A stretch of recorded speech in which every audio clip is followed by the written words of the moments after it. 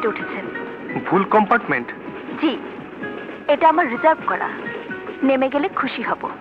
দেখুন, চলন্ত ট্রেনে এক বগি থেকে আরেক বগিতে চলাচল করার অভ্যাস আমার নেই। সেটা আপনার সমস্যা, আমার নয়। হ্যাঁ, ও ঠিক আছে। ঠিক আছে মানে? আপনি এখানে বসছেন কেন? বসতে যখন হবেই তখন আপনার এই পাশের খালি সিটটা তো কোনো দোষ করেনি। আরে, ভীষণ অসভ্য লোক তো। আমার পাশে কেউ বসলে আমার অস্বস্তি লাগে। দেখুন, সেটা আপনার সমস্যা, আমার কোনো সমস্যা নেই।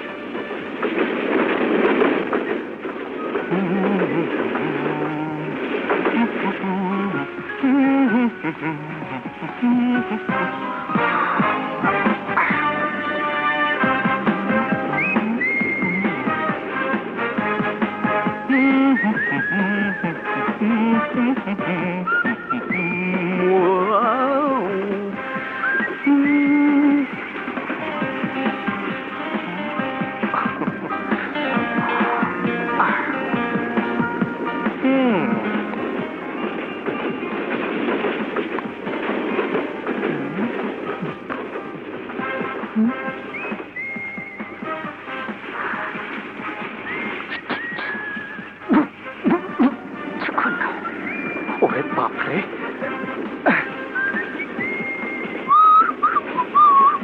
Guard, guard, guard! Yes madam. আমি চাই না বাইরের কোনো লোক এসে আমাকে বিরক্ত করুক। Excuse me.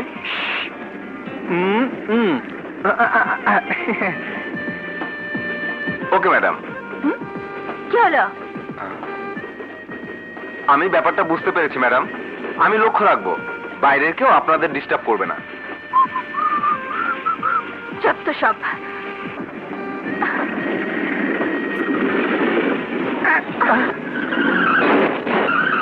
কি হলো?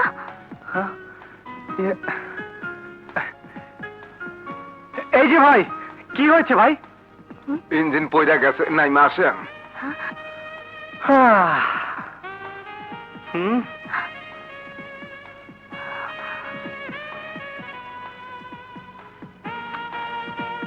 এখন উপায়?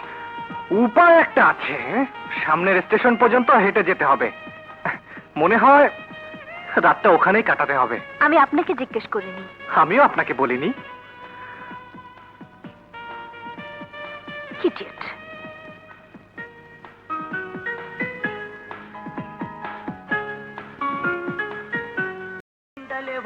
খাজা অপুরন্ত ধনির কোনি পীর সমান হারুনি, অপুরন্ত ধনির কোনি পীর সমান হারুনি।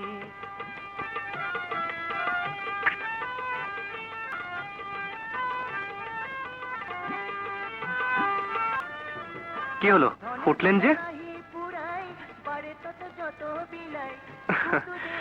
বসার জন্য এর চেয়ে ভালো জায়গা আর পাবেন না। বসুন বসুন। আমার জন্য অসুবিধা? বেশ, আমি চলে যাচ্ছি। তবে যাবার আগে একটা কথা বলে যাই। জায়গাটা অচেনা, আশেপাশে নানান ধরনের মানুষ, কার মনে কি আছে বলা তো যায় না। একটু সাবধানে থাকবেন।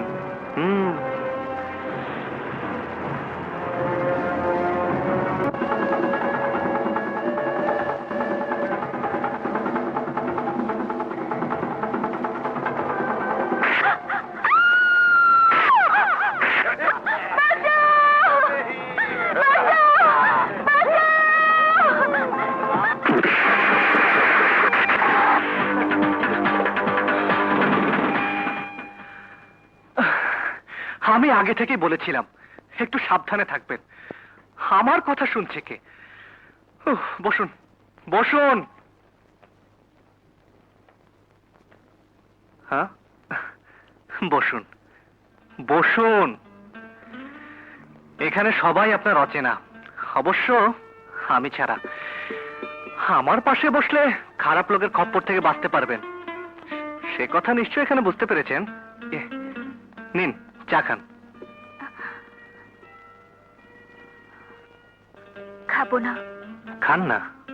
না, আরে খান খান। বলেছি তো খাবো না। খান বলছি। ওরে বাপরে।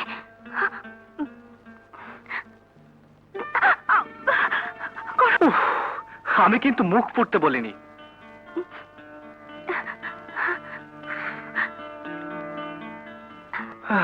আচ্ছা, আপনি গান জানেন? না। কি? জানি। বাহ, ভেরি গুড। গান গান বড় ভালো জিনিস। মুখ দিয়ে যা বলা যায় না, চোখ দিয়ে যা বোঝানো যায় না, সুরে সুরে তা বলে দেওয়া যায়। একটা গান গেয়ে ফেলুন না। এটা কি গান গাওয়ার সময়? কেন, এটাই তো সময়। চাঁদনি রাত, অচেনা অচেনা একটি জায়গায় বসে আছি, আপনি আর আমি। এমন সুন্দর সময় সারা জীবন আর পাওয়া যাবে কিনা কে জানে। আমি পারবো না। কেন? আমার লজ্জা করছে। বেশ, আপনি আপনার লজ্জা নিয়ে থাকুন, আমি চললাম। গান না শুনলে আমি আবার কোনো মেয়েকে পাহারা দিতে পারি না। দেখি আমার কাপটা। তবে যাওয়ার আগে আপনাকে একটা কথা জানিয়ে দিতে চাই। ওই যে পাশে বটগাছটা দেখছেন? হ্যাঁ, আরে ওই যে কিছুদিন আগে একটা মেয়ে নাকি ওই কাছে গলায় দড়ি দিয়েছিল। বলেন কি? হ্যাঁ, জানি না কি দুঃখ ছিল মেয়েটার মনে। মাঝরাতে স্টেশনে কোন ট্রেন থামলে যাত্রীরা নাকি সেই মেয়ের কান্না শুনতে পায়। এমন অচেনা অচেনা জায়গায় একটা অসহায় মেয়েকে ভয় দেখানো কি ধরনের ভদ্রতা? আমার চোখের দিকে আপনি যদি চোখ দিয়ে দেখেন তাহলে নিশ্চয়ই বুঝতে পারবেন এই চোখ গানের জন্য কতটা পাগল। আমি জানতে চাই, চৌধুরী বাড়ির সামনে দিয়ে যে রাস্তাটি রয়েছে, সেই রাস্তাটি সাধারণ মানুষের জন্য হাঁটা নিষেধ করা হয়েছে কেন? সেই কৈফিয়ত কি তোমাকে দিতে হবে? ভদ্রভাবে কথা বলুন ম্যানেজার সাহেব। শুনেছি অনেক বছর আগে এই চৌধুরী বংশের মানুষ জমিদার ছিল, সাধারণ মানুষের উপর অন্যায় অত্যাচার চাপিয়ে দিয়েছিল। কিন্তু যুগ পাল্টাচ্ছে প্রতাপ বাবু, এখন সাধারণ মানুষের যুগ, কৈফিয়ত আপনাকেই দিতে হবে। চুপ কর বেয়াদব! তুমি জানো না তুমি কার সামনে দাঁড়িয়ে কথা বলছো? জানি, বিশ্বনাথ চৌধুরীর একমাত্র মেয়ে মাধবী চৌধুরীর সামনে। আমি শুধু জানতে এসেছি যে রাস্তা দিয়ে সাধারণ মানুষ এক গ্রাম থেকে অন্য গ্রামে যায়, যে রাস্তা বন্ধ হলে দুর্গাপুর গ্রামের মানুষদের কষ্ট পেতে হবে, সেই রাস্তাটি বন্ধ করার হুকুম কি মাধবী চৌধুরী নিজে দিয়েছেন? দিয়েছেন? তাতে তোমার কি? ম্যানেজার সাহেব, আমার বাড়ির সামনের রাস্তায় সাধারণ মানুষের হাঁটাচলা বন্ধ করা হয়েছে কেন? ম্যাডাম, অঙ্কটা খুবই সহজ। গ্রামের মানুষ অসভ্য মূর্খ। এই রাস্তা দিয়ে হাঁটাচলা করার সময় খামোখা আপনার বাড়ির ভেতরে তাকাবে, এতে আপনার প্রাইভেসি নষ্ট হবে। তাই রাস্তাটা বন্ধ করে দিয়েছে। থামুন! রাস্তা কারোর বাপ দাদার সম্পত্তি নয়, রাস্তা জনগণের। সেই রাস্তায় সাধারণ মানুষের চলাচল বন্ধ করার কোনো অধিকার আপনার নেই। যান, এক্ষুনি সবাইকে জানিয়ে দিন চৌধুরী বাড়ির সামনের রাস্তা সবার জন্য খুলে দেওয়া হয়েছে। ভবিষ্যতে কোনো হুকুম দেবার আগে আমাকে জিজ্ঞাসা করে নেবেন। স্যার, আমরা যে মাছগুলো ধরতেছি এগুলি খাওয়া যাবে না। কেন? বিভিন্ন অসুখের জন্য আমাকে পরীক্ষা নিরীক্ষা করে দেখতে হবে। আচ্ছা আচ্ছা, আচ্ছা, স্যার। আপনি থামবেন। এই যে স্যার, পানিতে যে ভাসতেছে ওগুলি কি? ওটা ব্যাং ব্যাং। ও, ব্যাগ।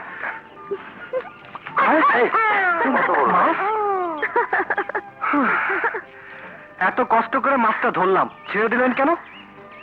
সেদিন এত কষ্ট করে ঝন্টু আপনাকে ডাকতে গেল, এলেন না কেন?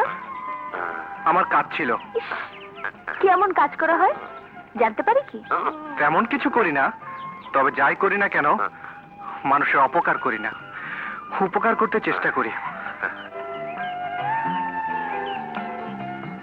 আপনার কথায় আমি চৌধুরী বাড়ির সামনের রাস্তাটা সবার জন্য খুলে দিলাম। একটা ধন্যবাদ তো দিতে পারতেন। একটা অন্যায়কে আমি আপনার চোখের সামনে তুলে ধরলাম, ধন্যবাদ তো আপনিও আমাকে দিতে পারতেন। খুব রেগে গেছেন মনে হয়। রাগ করব কেন? গরিব দুঃখীদের মাঝে যার বসবাস, তাদের কি রাগ থাকতে আছে? এটা কি রাগ না অভিমান? আরে মা লক্ষ্মী, এসো মা এসো। কিন্তু দেখো দেখো কে এসেছে। মা লক্ষ্মী নিজে আজ আমার বাড়িতে পদধূলি দিয়েছে। আমি কোনদিন কল্পনা করিনি মা লক্ষ্মী আমার ঘরে আসবে। এখন কেমন আছেন কাকিমা? ভগবানের আশীর্বাদে এখন অনেকটা ভালো। যে ওষুধগুলো লিখে দিলাম সময় মতো খাইয়ে দিবেন, ঠিক আছে? আপনি ডাক্তার? হুম। জ্বর জ্বর স্যার, সকালে গোড়া সুইটে ঢুকাই দিলেন, মনে নাই? 106 ডিগ্রি জ্বর। এই জ্বর নামাইতে মাথায় আইস ব্যাগ দিছি। ও এই দেন, ঠান্ডা না স্যার, আর ব্যথা কমানোর লাইগা নিজের পয়সা দিয়া 10 লবণ কিনা চেক দিতেছি। আপনি তো বেশ মজার লোক। তা বিয়েটি করেছেন? কি বিয়া? আপনি থাকতে আমার হইব বিয়া?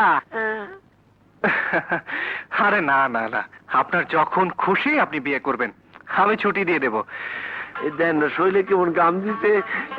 আমি যাই স্যার। এই আরে দাঁড়ান দাঁড়ান দাঁড়ান, আপনার সাথে একটু গল্প করি। তা কতদিন এই গ্রামে আছেন? স্যার যে কি কয় কিচ্ছু বুঝি না, আমি তো এই গ্রামেরই পোলা। আচ্ছা, আপনাদের চৌধুরী সাহেব কেমন লোক? এই কার কথা কইলেন স্যার? চৌধুরী সাহেব এই খুব ভালো লোক স্যার, উনার মতো মানুষই হয় না। এই 3-4 বছর হলো বিছানায় পড়া, হাঁটা চলাফেরা করতে পারে না। ওনার মেয়েটা কেমন? জি স্যার, আমার জ্বরটা মনে হয় বাইরে যাইতেছে স্যার। এমন সুন্দর মায়া আশেপাশে একটাও নাই। হাসলে কেমন লাগে? মাফ করে দেন স্যার, মাফ করে দেন, আমি আর কিচ্ছু কইতে পারব না, আমি পলাই। স্যার এই আপনি গাড়টা ফিরে দিক কেন? গেলাম। কম্পাউন্ডার!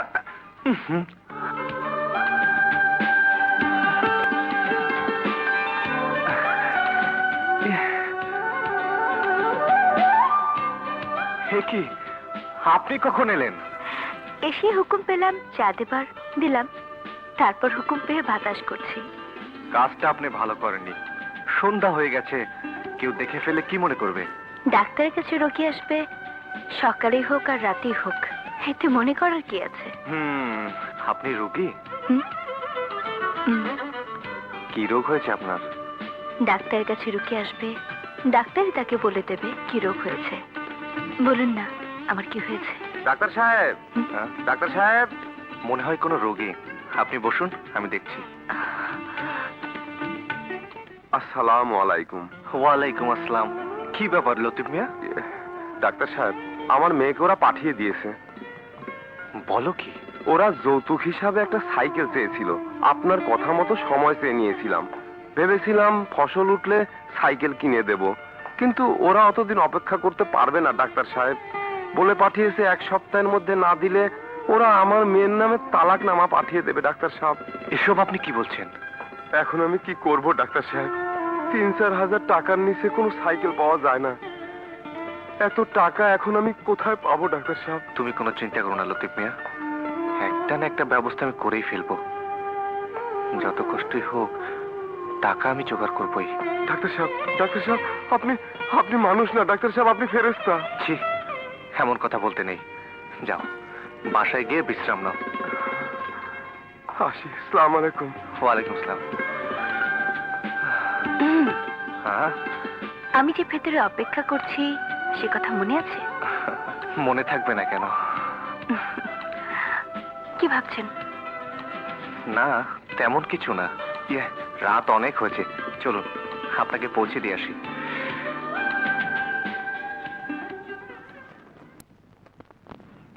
জানেন, আমি কিন্তু মানুষের মনের কথা বলতে পারি। তাই নাকি? বলুন তো আমার মনের কথা। আপনি কাউকে কথা দিয়ে এখন ভাবছেন এতগুলো টাকা এই কয়দিনের মধ্যে কেমন করে জোগাড় করি, তাই না? হ্যাঁ, ঠিকই বলেছেন। এই অবস্থায় আপনার কি করা উচিত বলবো? কি করা উচিত? কোনো জ্ঞানী গুণী অথবা কোনো বুদ্ধিমান লোকের পরামর্শ নিতে হবে, এই যেমন আমি। তাই নাকি? শুনি তাহলে আপনার পরামর্শ। আমি বলি কি, কারো কাছ থেকে টাকা ধার নিন। অল্প দিন হলো এই গ্রামে এসেছি, এখানে আমাকে টাকা ধার দেবে কে? আমার মনে হয় আপনি লোকটা বিশ্বাসী। আপনাকে টাকা ধার দেবার লোকের অভাব মনে হয় হবে না। যদি চান আমিও দিতে পারি, তবে সুদটা একটু বেশি নেব। কারণ সেদিন ট্রেন দুর্ঘটনার পর স্টেশনে আমাকে একা পেয়ে আপনি যেমন সুযোগ পেয়েছিলেন, আজ এই রাতে আপনাকে অসহায় পেয়ে আমিও সে সুযোগ নেব। দুঃখিত, আমি আপনাকে সে সুযোগ দিতে পারলাম না, কারণ আমি কারো কাছ থেকে টাকা ধার নেই না। টাকা ধার না করলে গ্রামে যে লোকটিকে আপনি কথা দিয়েছেন সে কথা রক্ষা করবেন কি করে? কোনো ব্যবস্থা যদি করতে না পারি, তাহলে মায়ের হাড়টাই বিক্রি করে দেব। আপনি তো আশ্চর্য লোক। মায়ের হাড় যে বিক্রি করে দেয় সে আবার কেমন সন্তান? আমি যখন খুব ছোট, তখন মা আমার জন্য ওই হাড়টা বানিয়েছিলেন। আপনি হাড় পড়েন নাকি? না মানে, আমি হাড় পরবো কেন? তার মানে হাড়টা উনি আপনার জন্য বানাননি, ছেলের বউয়ের জন্য বানিয়েছিলেন। হুম, তা কত দামে বিক্রি করবেন? তা তো বলতে পারবো না, তবে আমার প্রয়োজন 1,000-5 টাকা। 3-4 হাজার টাকার একটা সাইকেল কিনে ওই লোকটাকে দেব, আর বাকি টাকার কিছু জরুরি ওষুধ কিনবো। কাল একবার আমাকে হাড়টা দেখাতে পারবেন? আপনি কিনবেন? পছন্দ হলে আর দামে পোষালে কিনতেও পারি। মা নিজেই শখ করে ওই হাড়টা বানিয়ে দিয়েছিলেন। আপনার অপছন্দ হবে না, খাঁটি সোনা দিয়ে তৈরি। দাম 5,000 টাকার অনেক বেশি হবে, তবে আপনি যাচাই করে নেবেন। আচ্ছা বলুন তো, মানুষের উপকার করা, তাদের সেবা করা ছাড়া আপনি কি কিছুই বোঝেন না?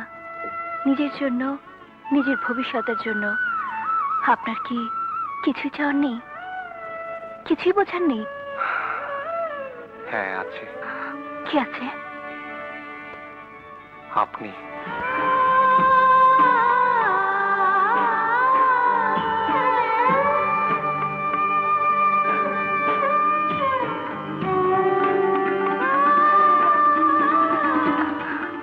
কাল হাটটা নিয়ে আসবেন কিন্তু। আচ্ছা।